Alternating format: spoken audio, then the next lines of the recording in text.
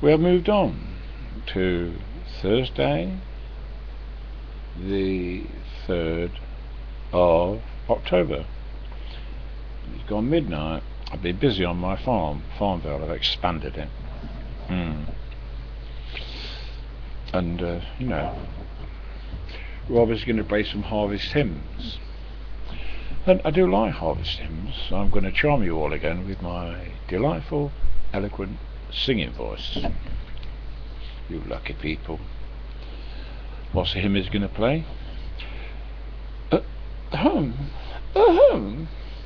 We plough the fields and scatter the good seed on the land ground, for it is fed and watered by God's almighty hand.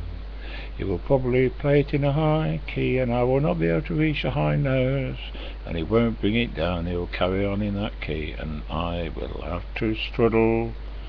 All good gifts around us are sent from heaven above, but it may not be in a very high key, and I will be able to finish the hymn. Oh dear. Anyway, the mayor said I may have seen a ghost. Yeah, because you don't see ladies dressed in Edwardian dress, walking off a field with no one else around. And it was in the afternoon. Yeah, sometime in the 90s. But then there was another occasion. Yeah, I was up in Middlesbrough one night. Being a trucker, I used to irritate the ex-wife. Any place she mentioned, I'd say, yeah, I've been there. And she'd mention somewhere else. I used to say, yeah, I've been there. Is there any bloody way you haven't been? I said, no, darling, because I'm a lorry driver, aren't I? A trucker. And I was in Middlesbrough, and I drove down this quiet road. It was in the evening. It was getting dark, and there weren't a lot of people about. So it was just outside Middlesbrough, and I was passing a cemetery. And all of a sudden, I looked right, and I saw this little old lady wrapped in a shawl. She did look odd. And I just screeched to a halt. There weren't any traffic behind me, and I saw her. I thought, what? And I screeched to a halt, and I ran back, and she'd gone. There were no gates. She couldn't have gone through a gate. She certainly couldn't have climbed the wall into the cemetery, and she'd gone. So I think that was a ghost.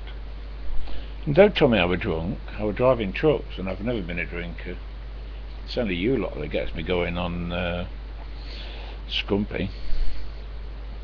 Then, of course, I have mentioned this before, I know, Andrew, when he was doing an IT contract for the Warwickshire County Council, staying in a bed and breakfast place, and he left work one night, and he was driving his car back to this house, or it might have been a hotel. I think it was probably a hotel, yeah.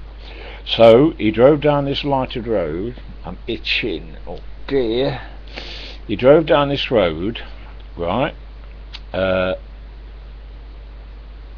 He weren't feeling particularly tired, no.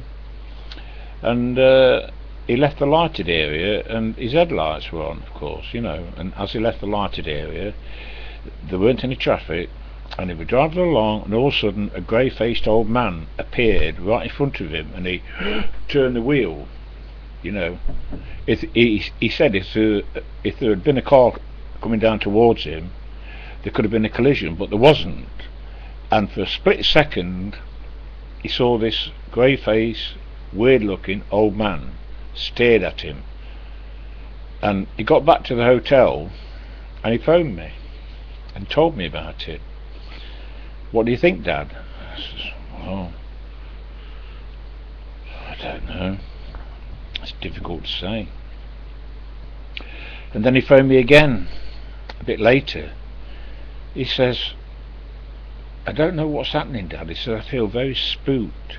He said, that old man, I only saw him for a split second, but it was as though he was staring at me for much longer than that. He says, and it's really spooked me. He says, I feel scared, frightened. I said, well, you've just got to put it out of your mind, Andrew. I said, obviously, I think it was possibly someone who was killed on that road in an accident. And the old man, because there weren't a pavement there at all. I asked him, I said, was there a pavement? He says, no, it was out in the country. He says, and he just stood in the road in front of me, staring at me, but I only saw him for a split second, because I spun the wheel, and he swerved around, because obviously he didn't want to hit him. And he said that it's as though he'd been staring at me for some length of time, but he wasn't, because I only saw him for a split second. So I think what Andrew saw, I think you will agree, was the spirit of probably a gentleman who had been killed on that road, because this kind of thing does happen. Oh yeah, there's many cases, and I've gone through all my experiences. You've heard it all before, in Cyprus, and in that bedroom when I was a kid. Oh yeah, Whitehaven in Cumbria. I was in this room with quite a few drivers. I weren't very happy about it, I think there might have been about 4 or 5 of us, and it was after midnight, and the door opened, and this bloke walked in. Well, there weren't any empty beds. I thought, who's he? It was after midnight, and he stood in the middle of the room, and then turned around and walked out again and shut the door. And I said to the next morning at breakfast, I said, who came into our room after midnight? She says, nobody.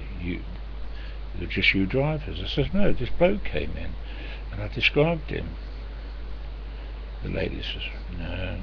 She says, we were all in bed. Her and her husband went to bed early, and they were just you drivers. We were all asleep. I said, well, some bloke walked in, the door opened, he's just stood there looking, then he turned around and walked out again. So, yeah, it's rather fascinating, that kind of thing, isn't it?